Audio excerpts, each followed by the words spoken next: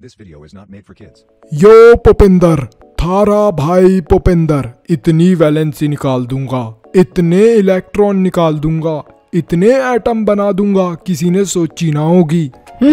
अरे पुपिंदर भाई, तुम्हें कुछ पल्ले वल्ले तो पड़ता नहीं है। एक तो चैप्टर 3 ही इतना मुश्किल था, ऊपर से ये चैप्टर 4 और आ गया। इसके अंदर वैलेंसी निकालनी है और ना जाने किन किन चीज़ों के बारे में पढ़ना है। मुझे तो बहुत डर लग रहा है। अरे चीकू, चिंता क्यों कर रहे हो? तुमने मन्नू भैया का वीडियो नहीं देखा क्या चैप्टर 3 का? मुझे तो बहुत अच्छे से समझ में आया। चलो स्ट्रक्चर ऑफ एटम का तो वीडियो देख लो उनसे, तभी तुम्हें अच्छे से समझ में आ जाएगा। चलो देखते हैं दोनों मिलके।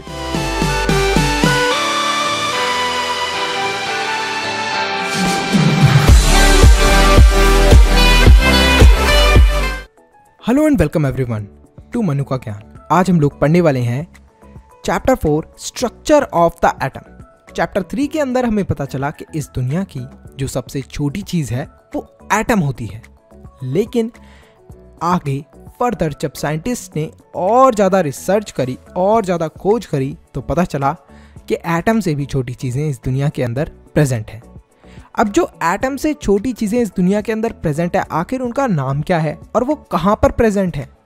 तो जो एटम से छोटी चीज़ें होती हैं उन्हें हम लोग बोलते हैं सब एटॉमिक पार्टिकल, और ये एटम के अंदर ही प्रेजेंट होती हैं।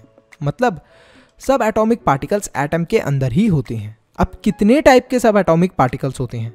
3 टाइप के सब एटॉमिक पार्टिकल्स होते हैं। ई गोल्डस्टीन ने डिस्कवर करा था प्रोटॉन को, P+, जो कि एक सब एटॉमिक पार्टिकल है। फिर जे थॉम्सन ने डिस्कवर करा इलेक्ट्रॉन को। इलेक्ट्रॉन भी एक सब एटॉमिक पार्टिकल है, E- से हम लोग रिप्रेजेंट करते हैं। फिर जेम्स चैडविक ने डिस्कवर करा न्यूट्रॉन को, जो कि ना ही प्लस का साइन कंटेन करता है और ना ही नेगेटिव का साइन, मतलब इट इज न्यूट्रल, इसीलिए इसे हमने नाम दिया है न्यूट्रॉन। तो यहाँ पर आपको क्लियर हुआ कि जो तीनों सब एटॉमिक पार्टिकल हैं, प्रोटॉन, इलेक्ट्रॉन, न्यूट्रॉन, ये एटम के अंदर ही प्रेजेंट होते हैं। अच्छा, ये तो समझ में आ गया हमें कि एटम के अंदर प्रेजेंट होते हैं, लेकिन ये रहते कैसे हैं एटम के अंदर? मतलब ऐसे समझो जैसे कि एक स्कूल के बाहर हमने बच्चे को खड़ा कर दिया और उसको बोला बेटा ये आपका स्कूल है। अब उसे स्कूल के अंदर क्लास कहाँ पर है, कैंटीन कहाँ पर है और असेंबली कहाँ पर होती है, इसके बारे में कुछ भी नहीं पता। तो वो बहुत एक्साइटेड है ये सब जगहें जानने के लिए। ऐसे ही साइंटिस्ट भी एक्साइटेड होने लगे। उन्हें भी जानना था कि आखिर एटम के अंदर जो प्रोटॉन है वो कैसे प्रेजेंट है, इलेक्ट्रॉन है वो कहाँ पर होता है और जो न्यूट्रॉन है वो कहाँ पर होता है। तो इस चीज़ को जानने के लिए साइंटिस्ट ने बहुत अलग अलग थ्योरीज प्रेजेंट करी, जिनमें से सबसे पहली थ्योरी हम लोग स्टडी करने वाले हैं जे थॉम्सन की। अब जे थॉम्सन ने ज़्यादा अपना दिमाग नहीं लगाया, ऐसे ही बैठकर वो एक दिन तरबूज खा रहे थे। उन्होंने बोला अरे वाह, तरबूज तो बहुत टेस्टी है।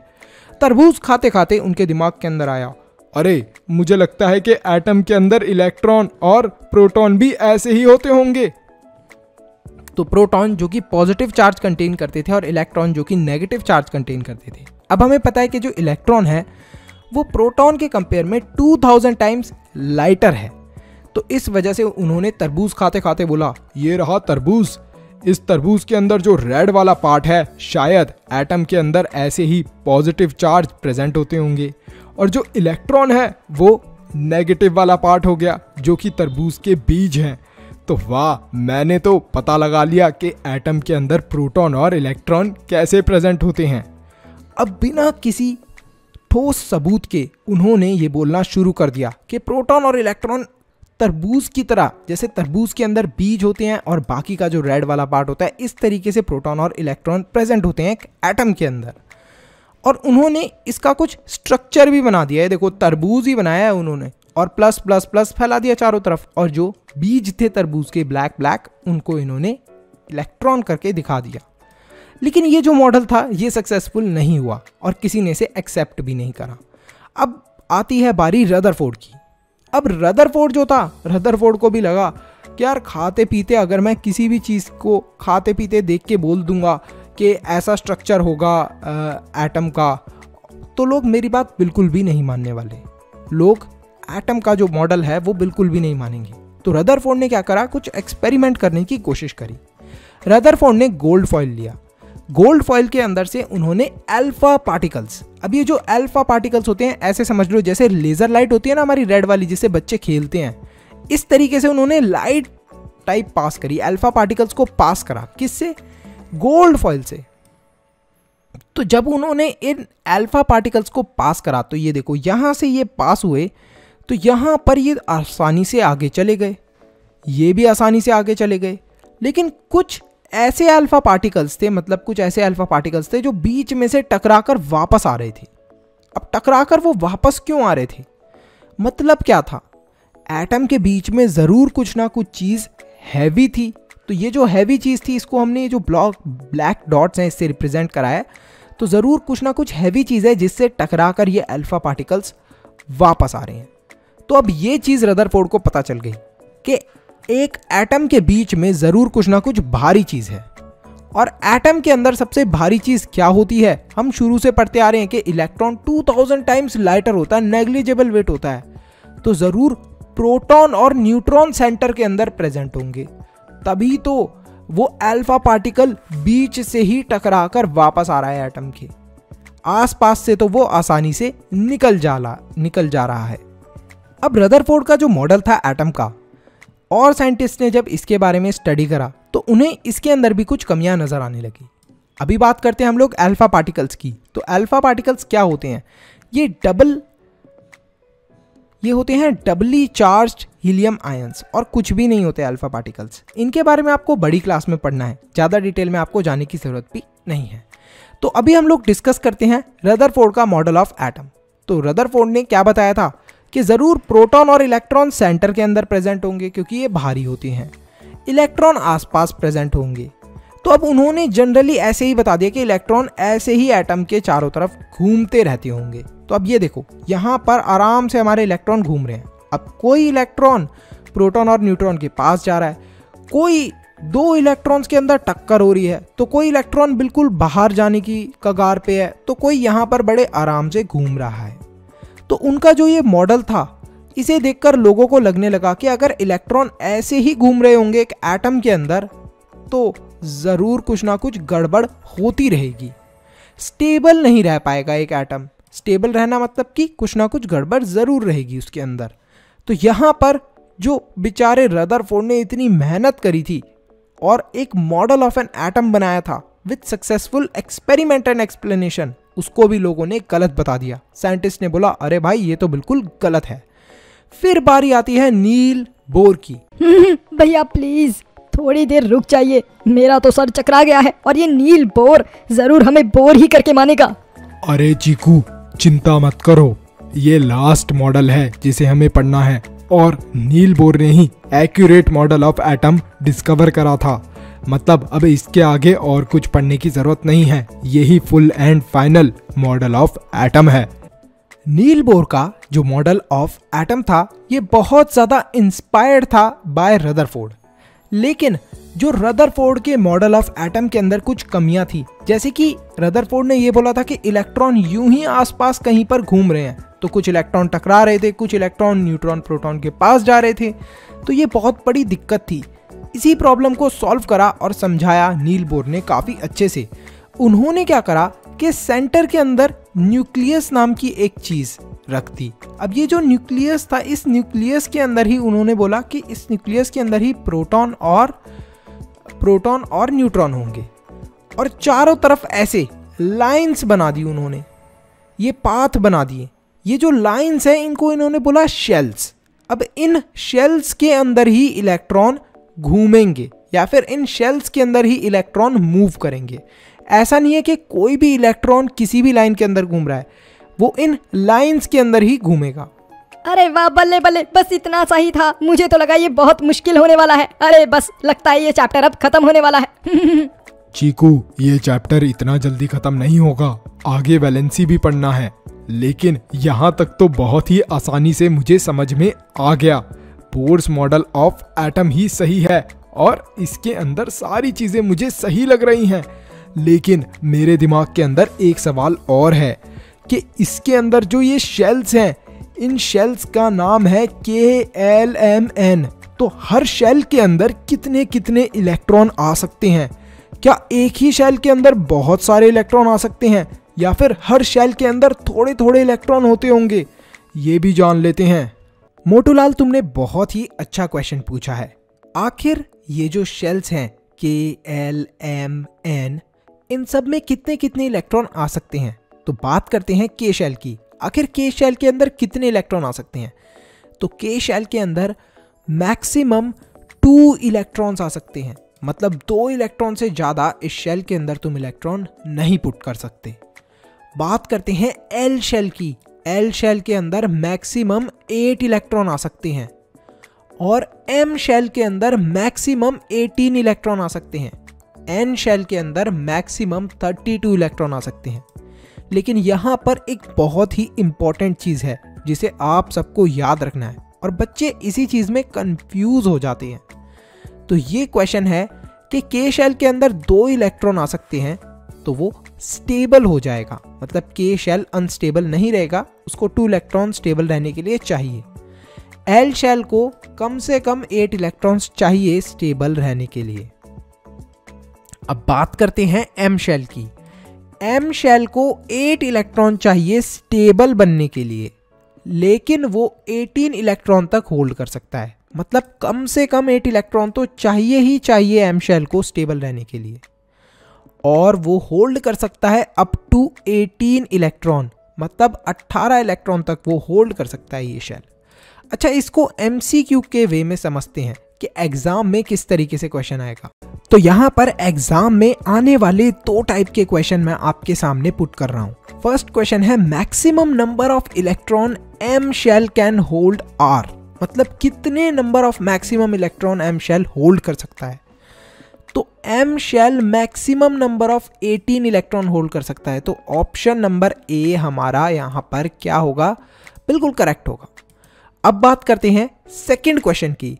Dash number of electron are required by M shell to become stable, तो कितने नंबर ऑफ इलेक्ट्रॉन चाहिए होते हैं M शेल को टू बिकम स्टेबल। देखो, M शेल को चाहिए होते हैं 8 इलेक्ट्रॉन्स टू बिकम स्टेबल, मतलब कम से कम 8 इलेक्ट्रॉन्स होने चाहिए। तो हमारा यहाँ पर C आंसर करेक्ट होगा। आई होप अब आपको समझ में आ गया होगा M शेल के बारे में, और ये एक्सेप्शन आपको याद रखनी है। 18 मैक्सिमम नंबर ऑफ इलेक्ट्रॉन है जो M शेल होल्ड करता है, और 8 मिनिमम इसको इतने चाहिए ही चाहिए टू बिकम स्टेबल। अरे भैया, ये सब तो बहुत अच्छे से मुझे समझ में आ गया, लेकिन मुझे वैलेंसी के बारे में बताओ। टीचर ने वैलेंसी बोल बोल के बहुत डरा दिया है मुझे। आखिर ये वैलेंसी है क्या भला? वैलेंसी के बारे में समझने से पहले बहुत सिंपल सा कंसेप्ट है कि किस तरीके से हमें इलेक्ट्रॉन्स को फिल करना है शेल के अंदर, ये पता होना चाहिए। उसके बाद वैलेंसी तो यूं चुटकियों में सीख जाओगे, और बिल्कुल भी मुश्किल नहीं है वैलेंसी निकालना। सबसे पहले हम लोग इस चार्ट के ऊपर आ जाते हैं जो आपके चैप्टर के अंदर दिया है, टेबल 4.1, बहुत इंपॉर्टेंट है। और इसकी ये जो सारी चीज़ें हैं, number of protons, neutron, electron, ये सब चीज़ें आप निकालना 2 मिनट में सीख जाओगे ट्रिक के साथ। बात करते हैं हाइड्रोजन की। अब हाइड्रोजन को सिंबल में अगर हमें रिप्रेजेंट करना है तो हम लोग H लिखेंगे, और हाइड्रोजन के पास कितने इलेक्ट्रॉन है? Only 1 electron. अच्छा, अब जरा हाइड्रोजन को ड्रॉ करते हैं। ये देखिए, ये हाइड्रोजन है।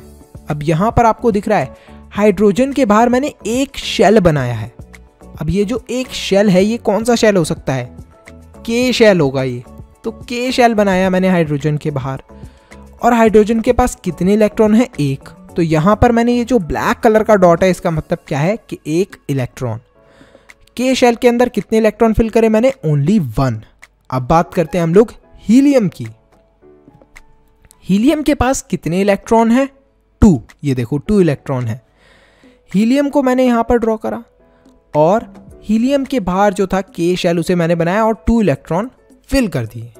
बात करते हैं लिथियम की। लिथियम के पास कितने इलेक्ट्रॉन है? 3। तो यहाँ पर मैंने लिथियम को भी बना डाला। अब लिथियम के पास जो ये 3 इलेक्ट्रॉन थे, अब इन्हें मेरे को फिल करना है। K शेल के अंदर तो 2 इलेक्ट्रॉन हो गए। अब किस शेल की बारी आएगी? KL। L शेल की बारी आएगी। तो L शेल के अंदर कितने इलेक्ट्रॉन फिल करा मैंने? एक इलेक्ट्रॉन फिल करा, क्योंकि 3 ही तो इलेक्ट्रॉन थे। अब बात करते हैं हम लोग बेरिलियम की। बेरिलियम के पास कितने इलेक्ट्रॉन हैं? 4। देख लो एक बार, 4 इलेक्ट्रॉन्स है बेरिलियम के पास। ये रहा 4 इलेक्ट्रॉन्स है। तो अब इसके अंदर मुझे फिल करने हैं इलेक्ट्रॉन शेल्स के अंदर। तो के शेल के अंदर 2 इलेक्ट्रॉन आ सकते हैं, वो फिल कर दिए। बाहर वाला जो शेल है के एल शेल, उसके अंदर कितने हैं हमने फिल कर दिए? 2 इलेक्ट्रॉन जो बचे हुए थे। अब थोड़ा सा मुश्किल वाला ले लेते हैं। मुश्किल में ले लिया हमने किसको? हमने ले लिया नियॉन को। अब नियॉन के केस में क्या हुआ है कि नियॉन के केस में हमने देखा है कि नियॉन के पास हैं कितने इलेक्ट्रॉन? 10 इलेक्ट्रॉन हैं। इनको कैसे फिल करेंगे? सबसे पहले हम लोगों ने अंदर वाला के शेल बनाया, उसके अंदर 2 इलेक्ट्रॉन्स फिल कर दिए, कंप्लीट। अब बाहर वाला शेल बनाया, के बाद कौन सा शेल आता है? L shell. एल शेल के अंदर हमने फिल करे 1 2 3 4 5 6 7 8 इलेक्ट्रॉन्स। अच्छा ठीक है, तो इस तरीके से हमने नियॉन को भी बना दिया। भैया अगर नियॉन के पास एक और इलेक्ट्रॉन एक्स्ट्रा होता तो आखिर वो कहाँ जाता, जरा ये तो बताइए। नियॉन के पास अगर एक और इलेक्ट्रॉन एक्स्ट्रा होता तो हम सोडियम को ले लेते हैं। अब सोडियम के पास कितने इलेक्ट्रॉन हैं देख लेते हैं। सोडियम के पास 11 इलेक्ट्रॉन है। अब हमें सोडियम के अंदर फिल करने हैं जो ये शेल्स हैं इसके अंदर इलेक्ट्रॉन। अब ये आ जाओ आप सोडियम के पास। सोडियम के पास के शेल के अंदर हमने फिल कर दिए 2 इलेक्ट्रॉन्स। एल शेल के अंदर फिल कर दिए 1 2 3 4 5 6 7 8 इलेक्ट्रॉन्स। अब एक जो एक्स्ट्रा इलेक्ट्रॉन था उसको कहां पर फिल करा हमने? एम शेल के अंदर। तो यहां पर आप देख सकते हो एक इलेक्ट्रॉन यहां पर चले गया, क्योंकि एल शेल के अंदर मैक्सिमम 8 इलेक्ट्रॉन्स ही आ सकते हैं। अब आप लोग फटाफट अपनी नोटबुक लेके बैठो और मुझे यहां से बिना चीटिंग करे हुए और ना ही अपनी बुक से चीटिंग करे हुए सिर्फ इस चार्ट को देख के क्लोरीन के अंदर क्लोरीन को ड्रॉ करो, उसके शेल्स बनाओ और उसके अंदर इलेक्ट्रॉन फिल करके दिखाओ। साथ ही में सिलिकॉन के अंदर इलेक्ट्रॉन्स फिल करके दिखाओ और शेल बनाओ। 2 दे रहा हूं मैं आपको क्वेश्चंस, क्लोरीन और सिलिकॉन, और इनके फोटो खींचकर फटाफट चेक करो। डिस्क्रिप्शन के अंदर मैंने इंस्टाग्राम दे रखा है अपना, वहां पर मुझे सेंड करो। मैं सबके आंसर्स चेक करने वाला हूं और आपको कमेंट भी करने वाला हूं कि आपने सही आंसर दिया है या फिर नहीं दिया। फटाफट इस चीज को करो। तो ये रहा हमारा होमवर्क। अभी हैंड टू हैंड करना है आपको होमवर्क। अब बात करते हैं वैलेंसी की। वैलेंसी भी बहुत ही सिंपल है। तो अभी मैंने आपको थोड़ी देर पहले बताया था कि के शेल के अंदर कितने मैक्सिमम इलेक्ट्रॉन आ सकते हैं? 2 इलेक्ट्रॉन। एल शेल के अंदर कितने? 8 इलेक्ट्रॉन्स। एम शेल के अंदर कितने? 18 इलेक्ट्रॉन मैक्सिमम आ सकते हैं। एन शेल के अंदर 32 इलेक्ट्रॉन। और नीचे वाली लाइनों में कुछ इंपॉर्टेंट बातें लिखी हैं। इन इंपॉर्टेंट बातों को आपको लर्न कर लेना है, जो कि आपके बहुत काम आने वाली है। के शेल को मिनिमम 2 इलेक्ट्रॉन चाहिए स्टेबल बनने के लिए। एल शेल को मिनिमम 8 इलेक्ट्रॉन चाहिए स्टेबल बनने के लिए। एम शेल को मिनिमम 8 इलेक्ट्रॉन चाहिए स्टेबल बनने के लिए। यहीं से हमारी पूरी वैलेंसी की कहानी शुरू होती है। तो बात करते हैं हम लोग हाइड्रोजन की। हाइड्रोजन के पास आखिर कितने इलेक्ट्रॉन हैं? 1 इलेक्ट्रॉन है। तो के शेल के अंदर कितने इलेक्ट्रॉन हैं? 1 इलेक्ट्रॉन है। लेकिन के शेल को कितने इलेक्ट्रॉन चाहिए होते हैं? 2 इलेक्ट्रॉन्स चाहिए होते हैं। तो यहां पर तो 1 इलेक्ट्रॉन की कमी है। तो हाइड्रोजन क्या करे? या तो किसी से 1 इलेक्ट्रॉन उधार ले ले, या फिर अपना ये जो 1 इलेक्ट्रॉन है एक्स्ट्रा इसको किसी को दे दे और अपने आप को नष्ट कर ले। तो यहां पर हाइड्रोजन या तो किसी से 1 इलेक्ट्रॉन उधार लेगा या फिर किसी को 1 इलेक्ट्रॉन देगा। तो उसकी वैलेंसी क्या हो जाएगी? ये जो लेने देने का गेम है इसी को वैलेंसी बोलते हैं। तो वैलेंसी क्या हो जाएगी? 1। हीलियम की बात करते हैं। हीलियम के पास 2 इलेक्ट्रॉन्स हैं। अब के शेल के अंदर मैक्सिमम कितने इलेक्ट्रॉन आ सकते हैं? 2।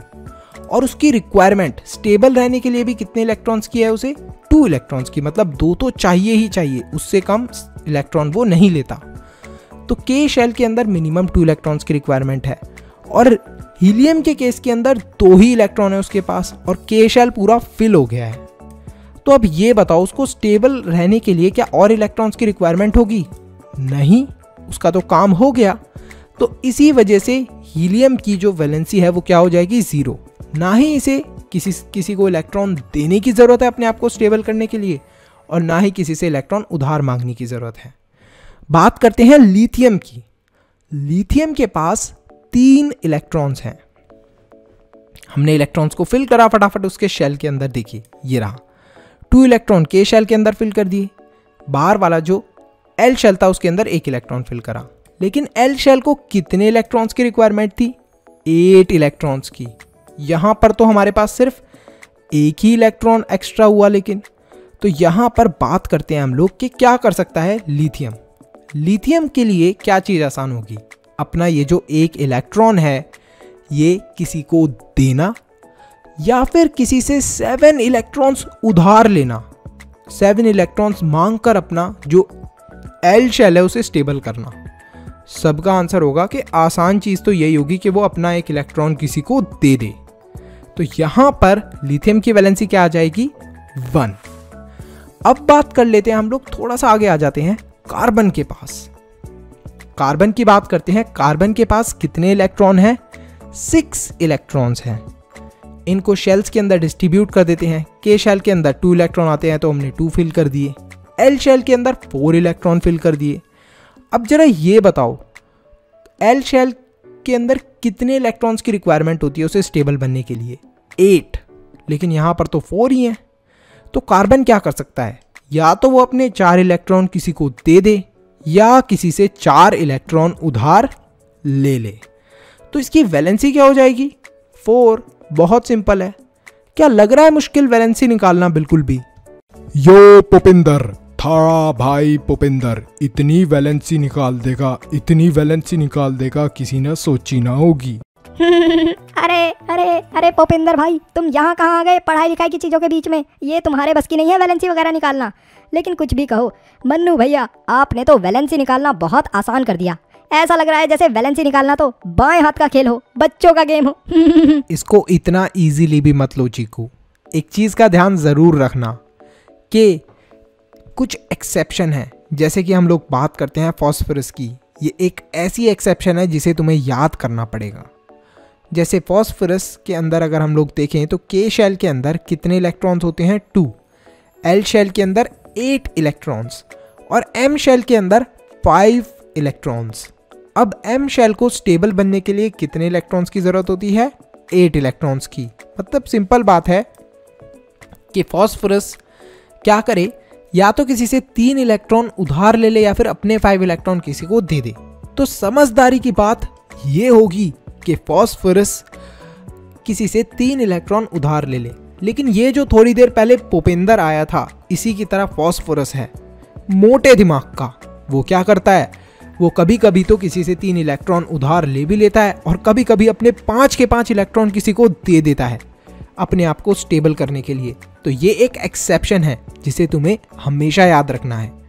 और अगर सल्फर की बात करें तो सल्फर काफ़ी स्मार्ट है, पुपिंदर और फॉस्फोरस की तरह बेवकूफ़ नहीं है।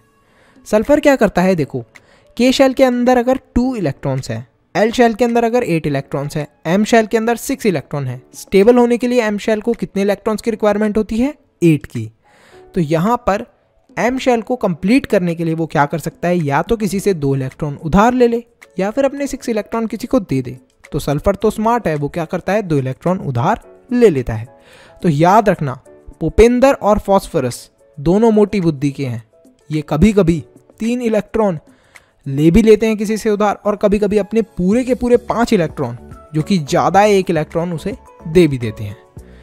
तो यहीं पर जो हमारा वैलेंसी का कंसेप्ट है वो खत्म होता है। अब आते हैं हमारी ट्रिक के ऊपर। आखिर ये ट्रिक है क्या? तो यहाँ पर आप किसी भी एलिमेंट को देख लो और इस एलिमेंट का एटॉमिक नंबर देखो। हाइड्रोजन का एटॉमिक नंबर क्या है, 1। लिथियम का एटॉमिक नंबर कितना है, 3। कार्बन का एटॉमिक नंबर कितना है, 6। अच्छा ठीक है, ये तो सर लिखा है नॉर्मली। इस एटॉमिक नंबर से आप नंबर ऑफ प्रोटॉन और इलेक्ट्रॉन भी पता लगा सकते हो। सर कैसे? चेक करो, हाइड्रोजन के पास अगर हाइड्रोजन का एटॉमिक नंबर है तो नंबर ऑफ प्रोटॉन भी 1 ही होंगे। तो हम लोग हमेशा जब भी एटॉमिक नंबर को फाइंड करते हैं किसी भी एलिमेंट के, तो उसके अंदर हम लोग गिनते हैं उसका क्या? Number of proton. जैसे हाइड्रोजन के अंदर अगर एक प्रोटॉन है तो हम लोग उसका एटॉमिक नंबर 1 बोलेंगे। अगर नाइट्रोजन के अंदर 7 प्रोटॉन है तो उसका एटॉमिक नंबर हम कितना बोलेंगे? 7। अगर सोडियम के पास 11 प्रोटॉन है तो उसका एटॉमिक नंबर भी क्या हो जाएगा? 11। अब इसी चीज से हम लोग इलेक्ट्रॉन भी फाइंड कर सकते हैं। हम बचपन से पढ़ते आए हैं कि पॉजिटिव अट्रैक्ट्स नेगेटिव। तो अगर एक प्लस का चार्ज होगा तो एक माइनस का चार्ज भी होगा, तभी चीजें क्या हो पाएंगी? बैलेंस। सोचो अगर 2 प्लस के चार्ज हैं और एक माइनस का चार्ज है तो क्या होगा? चीजें अनस्टेबल हो जाएंगी। अब जो जैसे मैंने भी आपको बताया कि 2 प्लस के चार्ज हैं और एक माइनस का चार्ज है, तो एक प्लस और माइनस तो एक हो जाएंगे, लेकिन एक प्लस ऐसे ही खाली घूमता रहेगा और इधर उधर कुछ ना कुछ गलत चीज़ें करता रहेगा। इसलिए चीज़ों को स्टेबल रहने के लिए चार्जेस इक्वल चाहिए होते हैं। जैसे कि नंबर ऑफ प्रोटॉन, मतलब अगर हाइड्रोजन के पास एक पॉजिटिव का चार्ज होगा तो एक ही इलेक्ट्रॉन होगा जो कि एक नेगेटिव का चार्ज है। कार्बन के पास अगर 6 प्रोटॉन होंगे, 6 मतलब पॉजिटिव चार्ज हैं, प्रोटॉन मतलब, तो 6 ही इलेक्ट्रॉन होंगे। अच्छा, न्यूट्रॉन का नंबर डिफर कर सकता है, अभी आप देखोगे भी। जैसे यहां पर हमने ले लिया यहां पर ले लिया हमने एल्यूमिनियम को। एल्यूमिनियम के पास 13 प्रोटॉन है, 13 ही इलेक्ट्रॉन होंगे, लेकिन नंबर ऑफ न्यूट्रॉन डिफरेंट हो सकते हैं, तो इस चीज को आपको ध्यान रखना है। सोडियम को ले लो, सोडियम के पास कितने प्रोटॉन है? 11। तो इलेक्ट्रॉन कितने होंगे? 11। अच्छा, इसका एटॉमिक नंबर क्या होगा सोडियम का? 11, लेकिन नंबर ऑफ न्यूट्रॉन डिफरेंट हो सकते हैं। तो इस चार्ट से जो अभी अभी मैंने आपको समझाया, आपको अगर एटॉमिक नंबर पता है किसी भी एलिमेंट का, जैसे हाइड्रोजन का एटॉमिक नंबर पता है, तो आप बता सकते हो कि उसके अंदर कितने प्रोटॉन हैं। अगर एटॉमिक नंबर 1 है तो मतलब नंबर ऑफ प्रोटॉन कितने हैं? 1। अगर एक ही प्रोटॉन है तो कितने इलेक्ट्रॉन होंगे? 1। बहुत सिंपल है। अच्छा, बोरॉन की बात करते हैं। बोरॉन के अंदर अगर 5 कितने हैं? 5 प्रोटॉन हैं, तो उसका एटॉमिक नंबर क्या होगा? 5। क्योंकि एटॉमिक नंबर निकालने के लिए हम क्या करते हैं? किसी भी एलिमेंट के अंदर के प्रोटॉन काउंट करते हैं। अच्छा, 5 प्रोटॉन है तो कितने इलेक्ट्रॉन होंगे? 5। बहुत सिंपल। अब आप 2 मिनट में पता लगा सकते हो कि अगर किसी एलिमेंट के पास इतने नंबर ऑफ प्रोटॉन है तो कितने इलेक्ट्रॉन होंगे और उसका एटॉमिक नंबर क्या होगा। अच्छा, एटॉमिक नंबर निकालना हमने सीख लिया। बहुत ही सिंपल है कि हमें क्या करना है, किसी भी एलिमेंट के प्रोटॉन पता होने चाहिए और हम प्रोटॉन्स को काउंट कर लेंगे और बोल देंगे कि ये उस एलिमेंट का एटॉमिक नंबर है। ठीक है, लेकिन एटॉमिक मास कैसे कैलकुलेट करा जाता है? प्रोटॉन किसी एलिमेंट के अंदर कितने हैं और उसके अंदर न्यूट्रॉन कितने हैं, इन दोनों को हम ऐड कर लेंगे तो हमारा एटॉमिक मास निकल जाएगा। जैसे कार्बन है, कार्बन के अंदर 6 प्रोटॉन है और 6 न्यूट्रॉन है, इन दोनों को ऐड करा तो 12U हमारा एटॉमिक मास निकल गया कार्बन का। बहुत ही सिंपल था, बिल्कुल भी मुश्किल नहीं था। तो अब आपको याद रखना है, एटॉमिक नंबर पता करना है तो नंबर ऑफ प्रोटॉन पता होनी चाहिए किसी भी एलिमेंट के। एटॉमिक मास पता करना है तो प्रोटॉन और न्यूट्रॉन दोनों चीज़ें पता होनी चाहिए और उनको ऐड कर देंगे तो एटॉमिक मास निकल जाएगा। अब बारी आती है आइसोटोप्स की। आइसोटोप्स सबको बहुत मुश्किल लगते हैं। हाँ भैया, ये बात तो आपने सही बोली। आइसोटोप्स तो मेरे समझ में ही नहीं आते, बहुत मुश्किल लगता है। अच्छा, आइसोटोप्स को समझने से पहले बहुत ही सिंपल सी चीज़ है जिसे हमें समझ लेना चाहिए। आप सब ने स्पाइडरमैन मूवी देखी होगी और सबको पसंद भी होगी। अब स्पाइडरमैन मूवी के 3 वर्जन हैं। अच्छा, फर्स्ट वर्जन के अंदर हमें एक डिफरेंट पीटर पार्कर देखने को मिलता है, सेकंड वर्जन में एक डिफरेंट पीटर पार्कर होता है, थर्ड वर्जन में एक डिफरेंट पीटर पार्कर होता है, लेकिन हम इन तीनों को ही स्पाइडरमैन बोलते हैं। ऐसा क्यों, जबकि ये लोग तो अलग अलग हैं? क्योंकि ये तीनों बहुत ही ज़्यादा मिलते जुलते होते हैं, बहुत ही कम डिफरेंस होता है। ये भी जाला छोड़ता है, ये भी दीवालों पे लटक के चलते हैं, तो ये तीनों ही दीवार पे चलते हैं, ये तीनों ही वेब शूट करते हैं, तो इन तीनों के अंदर डिफरेंस बहुत कम है, इसलिए इसे हम लोग स्पाइडरमैन बोलते हैं। तो ऐसे ही कुछ आइसोटोप्स होते हैं, कुछ ऐसे एलिमेंट्स होते हैं जिनके डिफरेंट वर्जन हो जाते हैं। अब वो दिखते तो वैसे ही हैं, बस थोड़ा बहुत चेंज होता है। जैसे कार्बन को लेते हैं एग्जाम्पल के लिए, एक होता है कार्बन 12, एक होता है कार्बन 13 और एक होता है कार्बन 14। अब जो कार्बन 12 होता है इसके अंदर 6 प्रोटॉन होते हैं और 6 न्यूट्रॉन होते हैं। जो कार्बन 13 होता है उसके अंदर 6 प्रोटॉन होते हैं लेकिन यहां पर 7 न्यूट्रॉन होते हैं। कार्बन 14 के अंदर 6 प्रोटॉन होते हैं और 8 न्यूट्रॉन होते हैं। तो बस इतना सा ही फर्क आने की वजह से हम लोग बोल देते हैं कि ये तीनों कार्बन के आइसोटोप्स हैं। मतलब ये तीनों कार्बन के डिफरेंट हमें वर्जन्स देखने को मिल गए, कार्बन 12, कार्बन 13 और कार्बन 14। डिफरेंस क्या था कि इनके अंदर न्यूट्रॉन इंक्रीज हो रहे थे, और ये भी बोल सकते हैं हम लोग कि किसी में इंक्रीज हुए तो किसी में डिक्रीज हुए। कार्बन 12 में कितने थे? 6 ही न्यूट्रॉन थे, लेकिन कार्बन 14 के अंदर 8 न्यूट्रॉन्स थे। आई होप अब आपको आइसोटोप बिल्कुल क्लियर हो गया होगा। Isotopes are different versions of an element. आपको ये वाली डेफिनेशन याद कर लेनी है, बहुत सिंपल सी डेफिनेशन है। अच्छा, अब आइसोटोप्स को समझ ही लिया है तो अब आइसोबार्स को भी समझ लेते हैं। बहुत ही सिंपल है। अच्छा, आइसोबार्स के अंदर आपको देखना है आर्गन और कैल्शियम को। एग्जाम्पल के लिए, क्या आपने कभी आर्गन और कैल्शियम को देखा है?